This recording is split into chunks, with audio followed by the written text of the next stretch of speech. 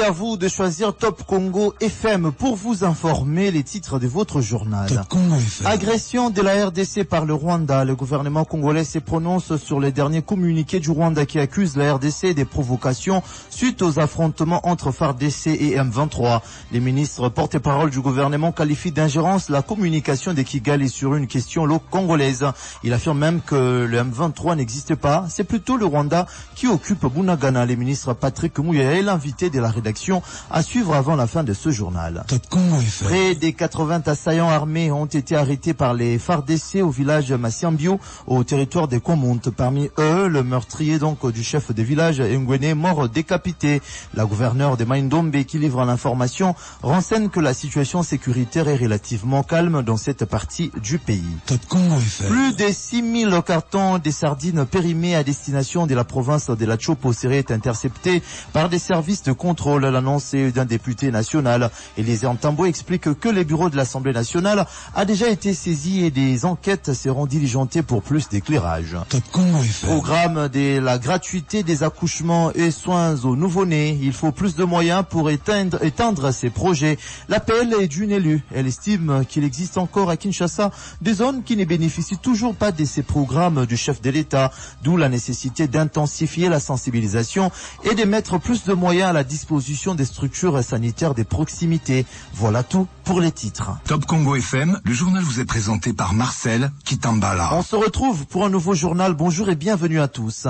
Agression de la RDC par le Rwanda. Le gouvernement congolais se prononce sur les derniers communiqués du Rwanda qui accuse la RDC des provocations suite aux affrontements entre FARDC et M23. Les ministres porte-parole du gouvernement qualifient d'ingérence la communication des Kigali sur une question congolaise.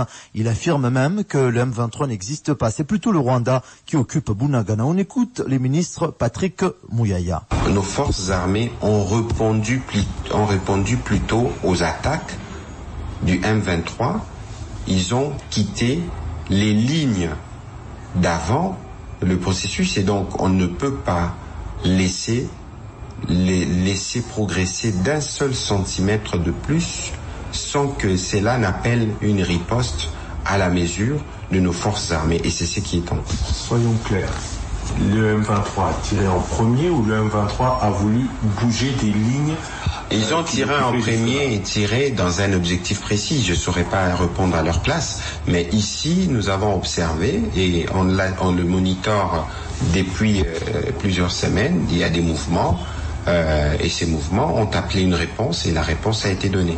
La réponse est donnée parce que le M23 a bougé. Évidemment. Le Rwanda parle de nouvelles provocations de la République démocratique du Congo. De quoi s'agit-il exactement?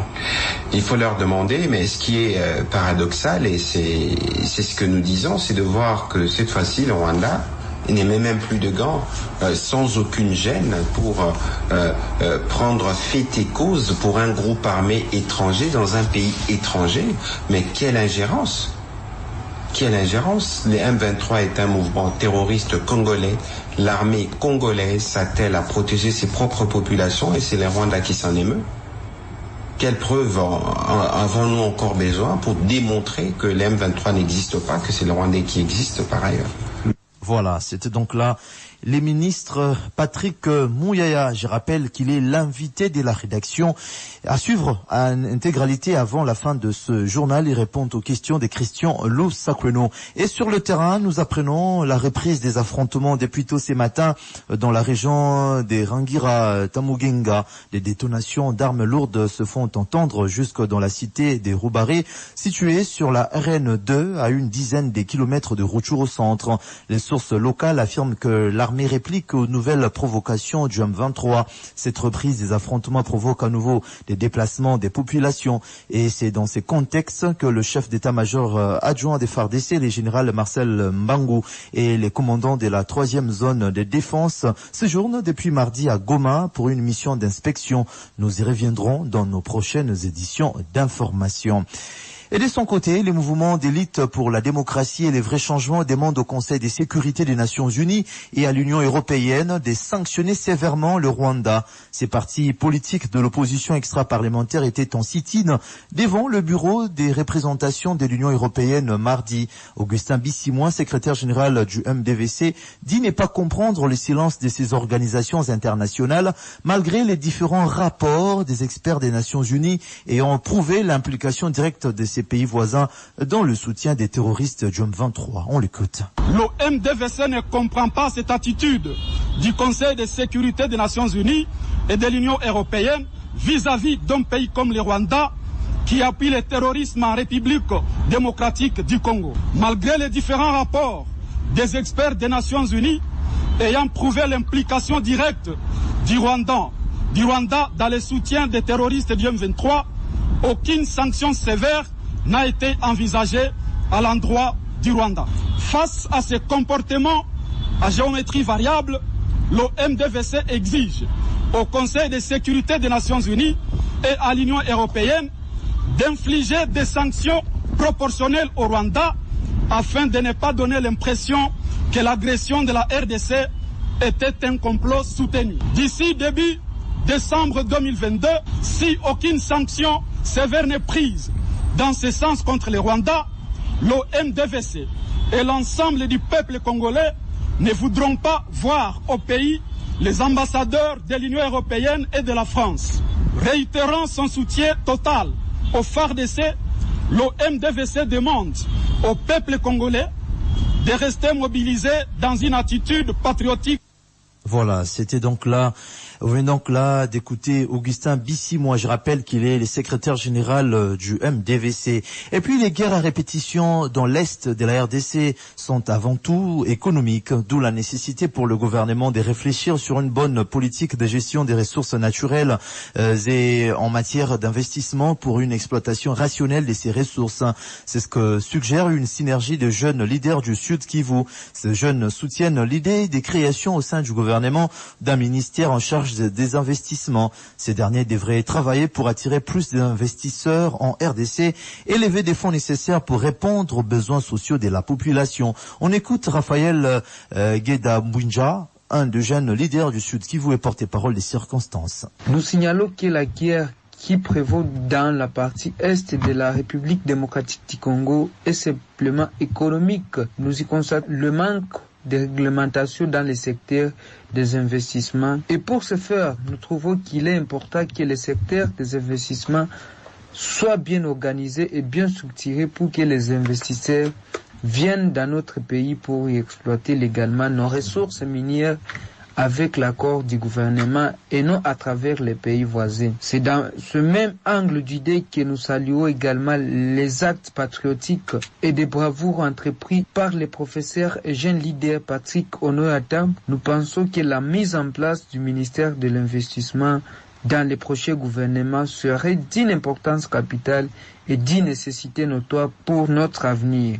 Notre jeunesse pourra avoir un avenir meilleur si jamais ces idées étaient mises en place dans le prochain gouvernement. Il s'agit de signaler que la nécessité de mettre en place le ministère chargé de l'investissement qui se chargera entre autres de développer les méthodes alternatives d'élever les fonds autres que le trésor public afin d'accroître la capacité de l'État à résoudre les problèmes socio-économiques de la population. Ce ministère est une innovation qui permettra aussi d'attirer beaucoup plus des investisseurs dans notre pays. Raphaël Nguyen-Dambouinja, je rappelle qu'il est l'un des jeunes leaders du Sud Kivu et porte-parole des circonstances.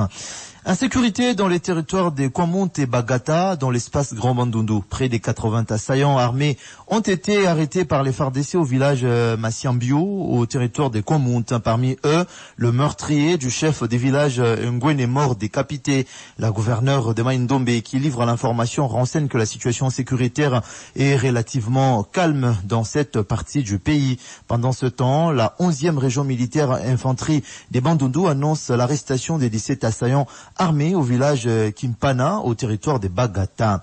Assistance humanitaire aux victimes du drame de Kwamount après l'étape des Bandondoville.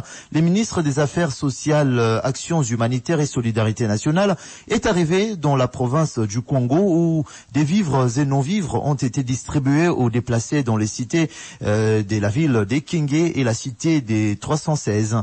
Bien avant, Modeste Mutinga avance avec sa cargaison était passé à Maluku et Mbakana où sont temporairement cantonnées quelques centaines de familles déplacées. La prochaine étape sera les cités des Fatundu et Misai dans le territoire des Bagata. Félix Tshisekedi désigné facilitateur à la crise politique qui secoue le Tchad. C'était mardi à la clôture de la deuxième session extraordinaire des chefs d'État membres de la communauté des États de l'Afrique centrale. Conférence autour du processus des transitions au Tchad pour le président de la République qui a présidé la cérémonie. Cette mission des bons offices est certes lourde, mais pas impossible à accomplir car il s'agit du maintien de la paix au pays d'Idriss Déby, mais aussi dans toute la région. Vers une loi spécifique sur les violences basées sur le genre en RDC, les organisations féminines et les acteurs étatiques impliqués dans cette démarche tentent d'harmoniser les vues sur cette proposition qui sera endossée par des élus. Les responsables de ces organisations ont échangé sur la question avec la conseillère spéciale du chef de l'État en matière de la jeunesse et lutte contre la violence. Chantal Moulop les a rassurés de son accompagnement dans cette démarche. L'objectif est d'éradiquer les violences basées sur le genre sous toutes leurs formes en RDC, surtout dans les zones en conflit. On écoute tour à tour Julienne Lusenge, présidente de l'ONG Sofepadi, et Venant Bodi, présidente de l'ONG Alliance stratégique contre la violence. La conseillère nous a demandé de travailler ensemble à l'inclusion pour la loi spécifique VBG pour avancer ensemble. On a eu un draft de loi qui est déjà là et il y avait des étapes qu'il fallait suivre. Bon, il fallait rencontrer la ministre de la Justice, il fallait rencontrer les députés et puis les organisations devaient sensibiliser pour informer autour de cette loi. On a rencontré les députés, malheureusement on n'était pas sur la même longueur d'onde par rapport à cette activité. Donc ici, on est venu harmoniser les vues pour maintenant continuer ensemble. Nous sommes dans une démarche collective de doter notre pays de la loi spécifique VBG conformément aux engagements des chefs d'État de la CIRGL. Depuis 2011, cet engagement est là et notre pays n'a jamais eu cette loi-là. Bon, dans l'évolution, il est apparu un couac. C'est dire que nous avions évolué, mais c'est fait que nous avons eu un petit différend parce que nous n'étions pas beaucoup à non pas harmoniser la dernière rencontre qui a eu lieu avec les députés. Vous venez donc là d'écouter tour à tour Julienne Lusenge, présidente de l'ONG Sofepadi, et Venant Bodi, présidente de l'ONG Alliance stratégique contre la violence. Et on parle processus électoral en RDC. Les partis politiques corps des patriotes congolais annoncent la tournée de son président national dans quelques provinces du pays. Déjà, c'est dimanche 30 octobre, John Koudia sera à Chikapa, dans la province du Kasaï. Pour le secrétaire général adjoint en charge des questions politiques du Copa, il sera question de mobiliser la population sur son implication totale à tous les processus pouvant aboutir à des élections crédibles et transparentes tant attendues en 2023. Plus de 6000 cartons des sardines périmés à destination de la province de la Chopo seraient interceptés par des services de contrôle. L'annonce est d'un député national, Elisée Ntambwe, explique que le bureau de l'Assemblée nationale a déjà été saisi et des enquêtes seront diligentées pour plus d'éclairage. On écoute les députés nationaux Elisée Ntambwe. Nous avons pris la parole par motion en séjour lors de la plénière parce que nous avons eu les informations faisant état du chargement d'une cargaison de produits avariés, soit les cartons de sardines à destination de la Chopo. Et ces cartons, il y a un nombre estimé à 6349 cartons qui ont été interceptés par quelques services étatiques, mais difficile de stopper l'expédition de ces produits avariés qui peuvent causer des préjudices à la santé de nos populations. Comme nous sommes porteurs d'un mandat national, nous avons estimé nécessaire et urgent de porter connaissance de cette situation au bureau de l'Assemblée nationale et à la plénière. Oui, notre objectif ou notre souci est que le plus tôt possible que les services de l'État puissent intervenir pour stopper, parce que ça sent une complicité à tous les niveaux. Nous avons tenté d'atteindre le DG de l'OCC sans succès et nous avons cherché d'atteindre tous les services qui devraient intervenir pour bloquer l'expédition de ces produits avariés et ça n'a pas été, mais nous avons estimé nécessaire de jouer notre rôle, lequel rôle nous permet de porter à la connaissance de notre bureau afin qu'on prenne des dispositions utiles. Le bureau de l'Assemblée nationale a promis de demain, Marcel Kitambala, de constituer une commission d'enquête que les honorables députés devront descendre sur les lieux, enquêter au besoin et stopper l'expédition de ces produits mortels. Comme vous savez, dans tous les réseaux sociaux, vous allez constater que la RDC est considérée comme une poubelle où on jette tout ce qu'il y a comme pourriture. Mais le moment est venu de donner l'honneur dû à notre pays. Voilà, c'était donc là les députés nationaux Eliezer Ntambwe. Et puis les inspecteurs généraux de l'EPST viennent de valider les programmes de formation des enseignants pour les 6 premières années de l'enseignement des bases.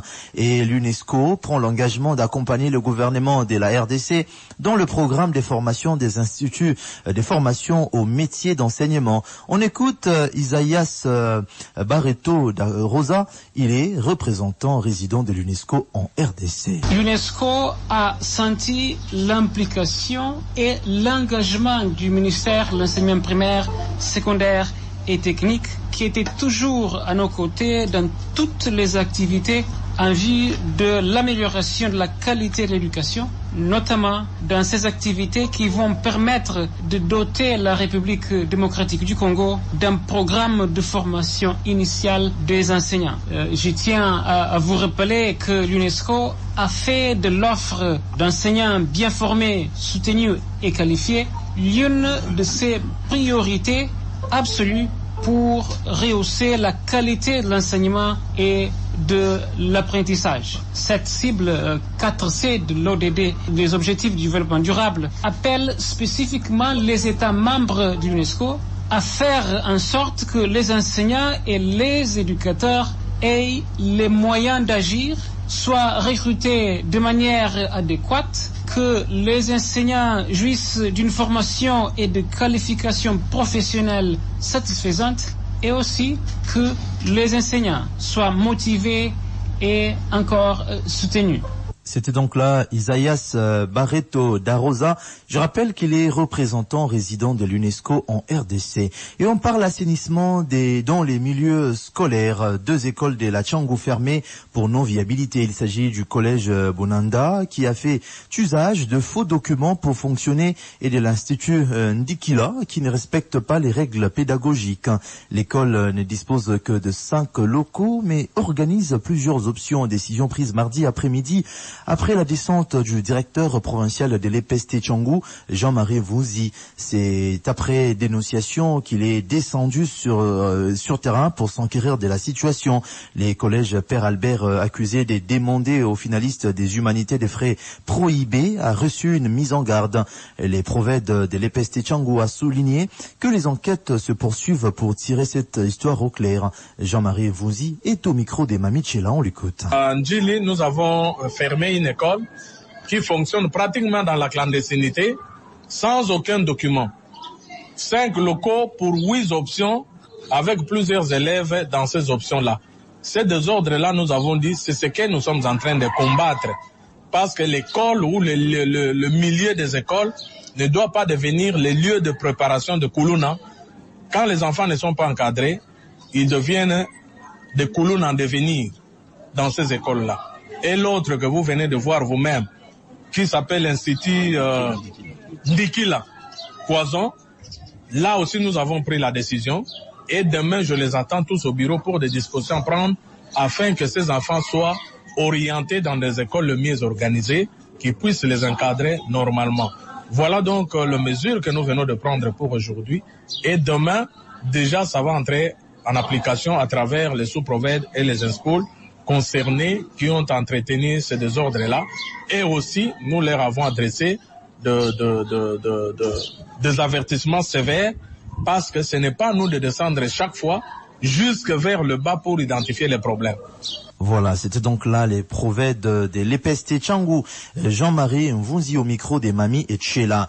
L'heure du redressement de la régie des distributions d'eau a sonné. Le nouveau comité de gestion nommé par les chefs de l'État prend l'engagement d'accentuer les efforts dans mobilisation des recettes auprès de l'État. Cela doit commencer par les paiements des dettes antérieures. Cet engagement a été pris lors de la remise et reprise entre le comité de direction sortant et la toute nouvelle équipe. Explication, Dieu merci, Loussa Koumono. L'équipe Thomas Maketa peut désormais se mettre au travail à la tête du conseil d'administration de la régie des eaux. Le défi est certes énorme, mais pas impossible à relever. En cédant à son successeur le fauteuil du président du conseil d'administration de la régie des eaux et à toute son équipe la gestion de cette entreprise, Damis Mukuna Kalambai, PCA sortant de la régie des eaux, les a appelés à travailler pour trouver des solutions efficientes aux problèmes qui gangrènent cette entreprise. À l'équipe nous voulons, je vous laisse une entreprise qui distribue de l'eau, une entreprise qui a aussi beaucoup de problèmes. Vous devez vous atteler chaque jour pour résoudre les problèmes de la régie des eaux SA. Je vous dirais que ça me fera plaisir si on nous apprend que la régie des eaux a atteint le seuil de pourcentage des pays africains. Vous connaissez vous-même que nous sommes en dessous de la moyenne africaine. Vous devez travailler d'arrache-pied. À son tour, le doyen d'âge du conseil d'administration entrant de la régie des eaux a, en l'absence du PCA, suite à un empêchement, rassurer que son équipe va tout faire pour atteindre les objectifs qui leur sont assignés. La tâche qui nous attend est ardue. Nous allons mettre en évidence nos capacités et nos relations personnelles et pour atteindre un résultat probant. Je suis sûr que nous pouvons y parvenir. Nous avons une obligation de résultat par rapport au travail qui avait été fait par nos prédécesseurs. Cette cérémonie a eu lieu en présence du vice-président du Conseil supérieur du portefeuille, Stéphane Kankonde, qui a salué le travail abattu par les conseils d'administration sortants. Cette remise et reprise est intervenue après la tenue de l'Assemblée générale de cette entreprise publique. Dieu merci, Loussa Koumono sur Top Congo FM. Et puis les maraîchers du site agricole Vallée de la Funa en difficulté. Ils n'ont presque plus de terres pour cultiver.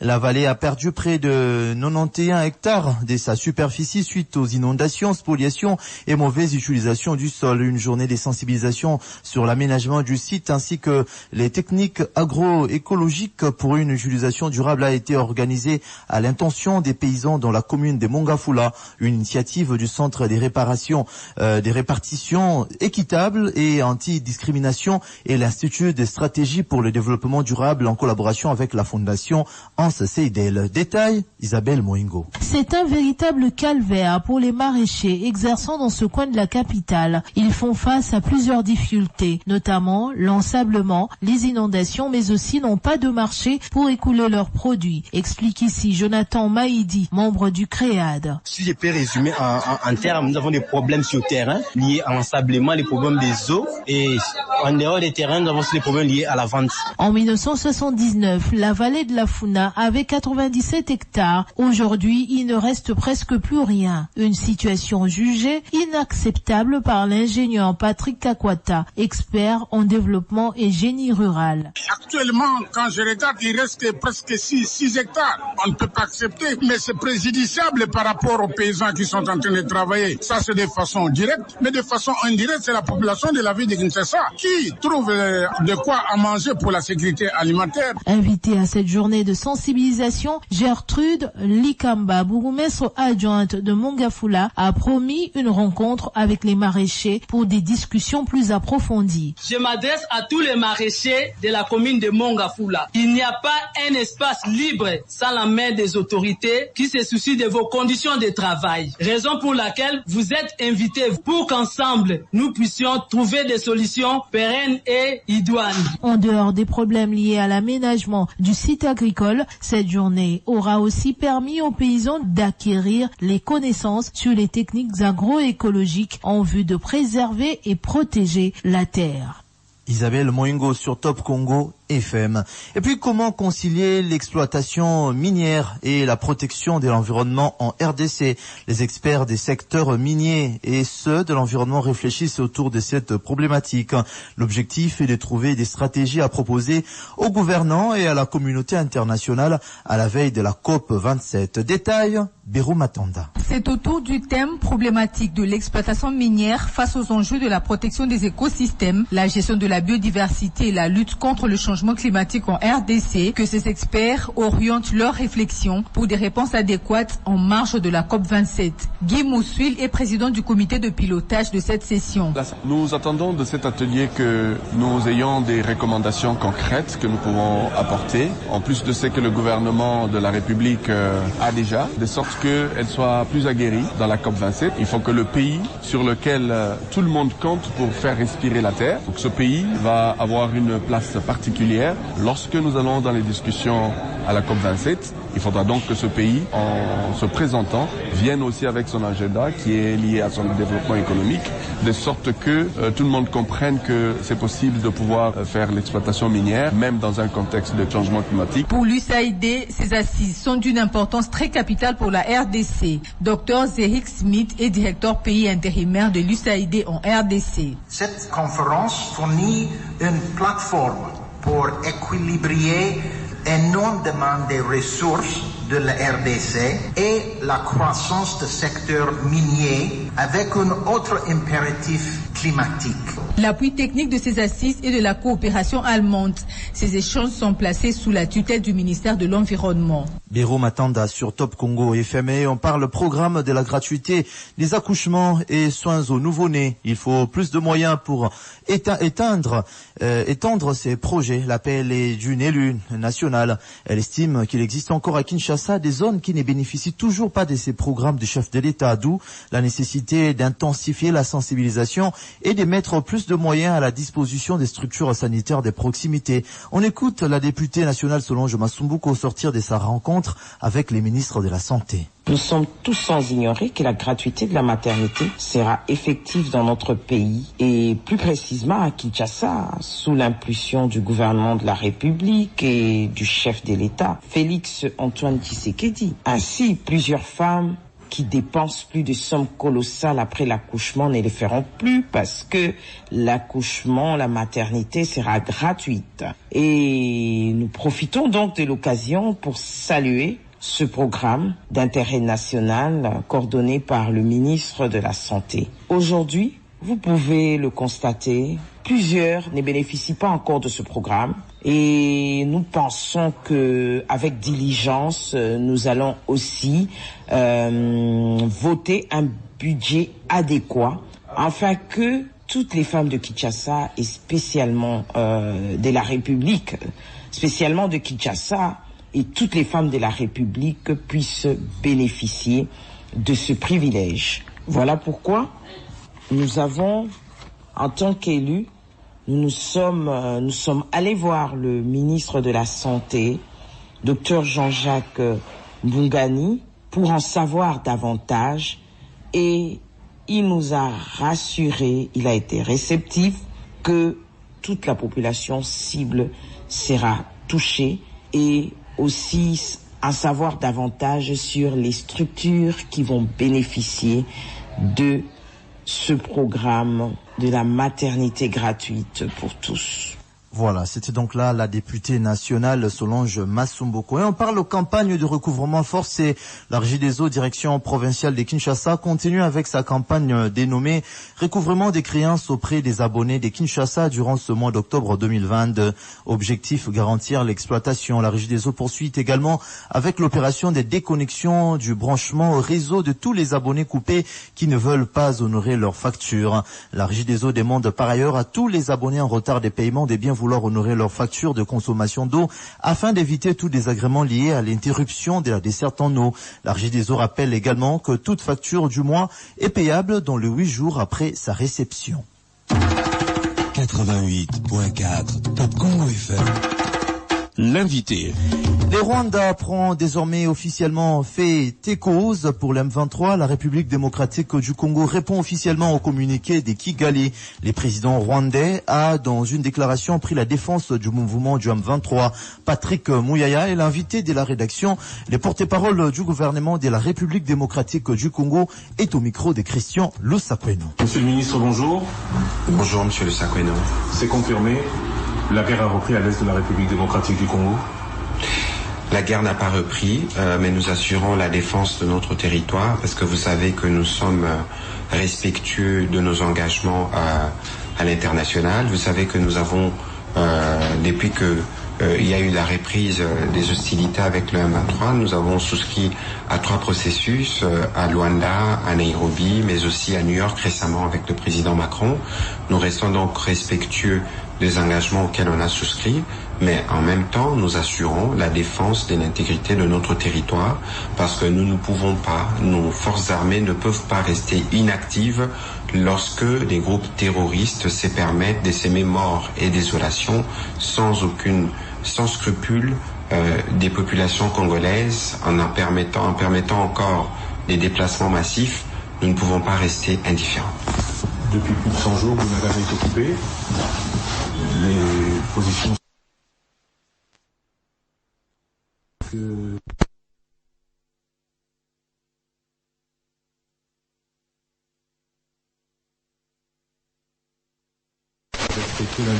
Si vous n'avez resté figé, c'est parce que nous avions convenu.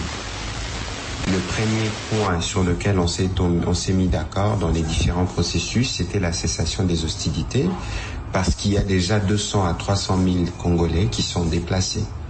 La situation humanitaire est grave pour ses compatriotes et que continuer dans les conflits, quelle qu'en soit l'intensité, c'est faire les drames. Évidemment, les terroristes du M23 et leurs parrains n'en ont rien à foutre, permettez l'expression, mais nous veillons à la sécurité et à la vie de chaque Congolais. Donc aujourd'hui,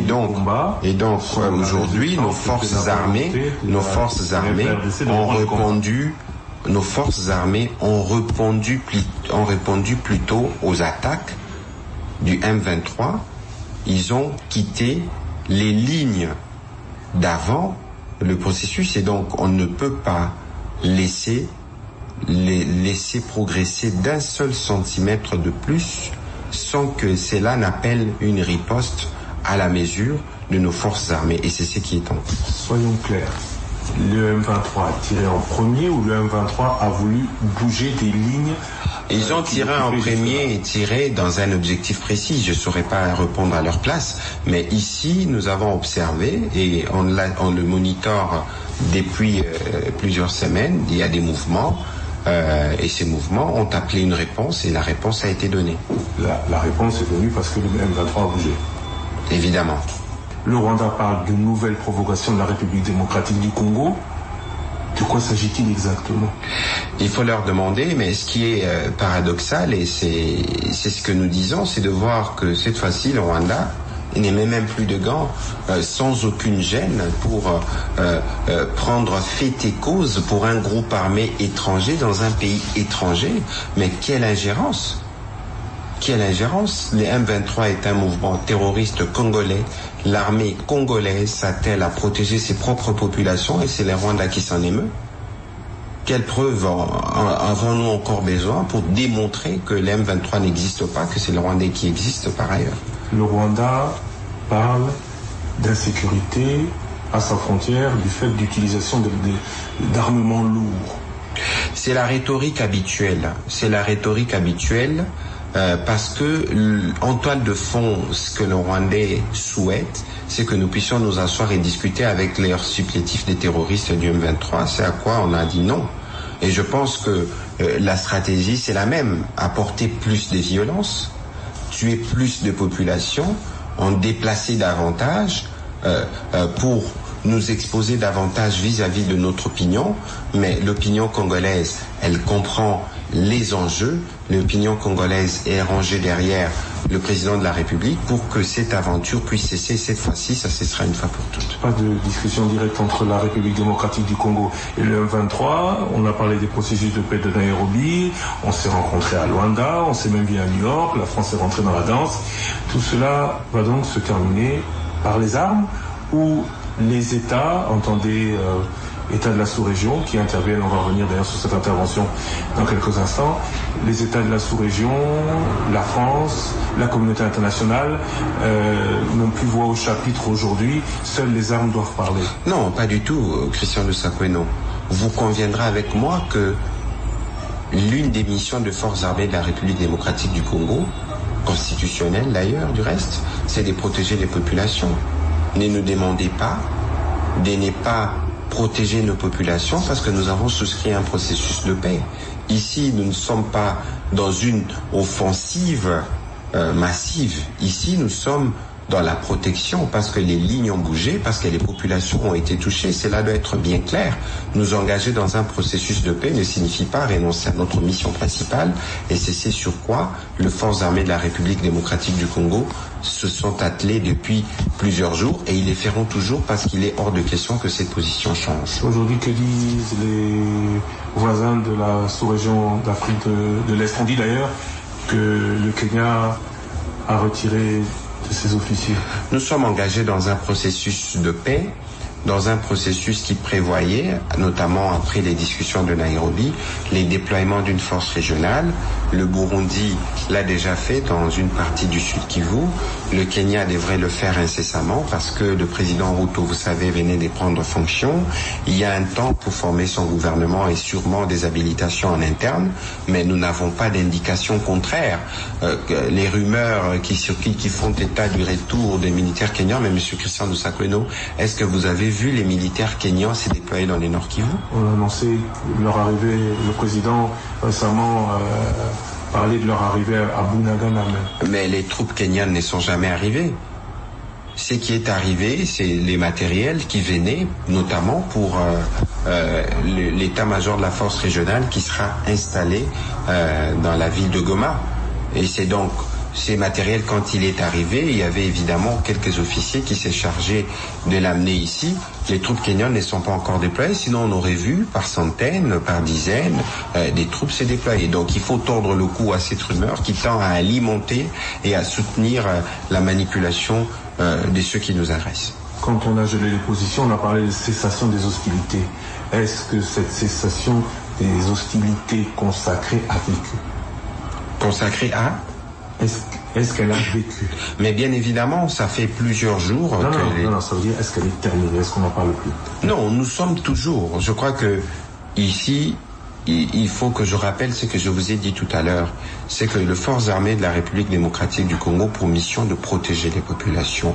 Et lorsque la population est menacée, notamment par le fait que les terroristes du M23 ont quitté les lignes, parce qu'il y a eu un point, lorsqu'on a décidé de la cessation des hostilités, il y avait des lignes qu'ils occupaient et des lignes qui nous occupions. Dès qu'ils quittent ces lignes, nous avons le devoir de les fixer. Et ceci, d'ailleurs, dans les communiqués que nous avons fait aujourd'hui, nous rappelons que nous restons, nous, engagés dans les différents processus de paix. Les FRDC sont prêtes au combat. Les FRDC sont toujours prêts à défendre la patrie jusqu'au sacrifice suprême. Aujourd'hui, au moment où, après que le secrétaire général de l'ONU ait déclaré que les ennemis d'en face sont mieux armés ou les mieux armés de la région, l'armée congolaise, sous embargo, qui ne dit pas son nom, pourra faire face? Bon, écoutez, moi je ne voudrais pas aller dans une hypothèse comme celle-là. Il faut considérer que nous avons des défis en interne, notamment pour ce qui concerne la restructuration de l'armée. Nous avons plutôt fait beaucoup de pas. Vous avez vu que le président de la République a changé tout le haut commandement militaire. Vous avez aussi vu que le gouvernement a adopté la loi, l'ordonnance loi sur la programmation militaire, et que nous avons mis en place les dispositifs qui nous permettra d'assurer la montée en puissance de notre armée. Nous assurons la montée en puissance de notre armée pour assurer la défense de notre territoire. Nous n'avons pas une culture belliqueuse pour nous permettre de vouloir faire la guerre aux autres. Aujourd'hui, l'armée tient là. Évidemment, comme elle a toujours tenu. Monsieur le ministre, je vous remercie. Merci. Top Congo FM 88.4, première radio d'information en République démocratique du Congo. Et voilà, ce journal est complètement terminé. Édition mise en onde par John Condé. Vous nous avez suivis. Merci de votre réelle attention. 5 éditions, 18 bulletins d'information. Merci à vous de choisir Top Congo FM pour vous informer les titres de votre journal. Top Congo FM. Agression de la RDC par le Rwanda.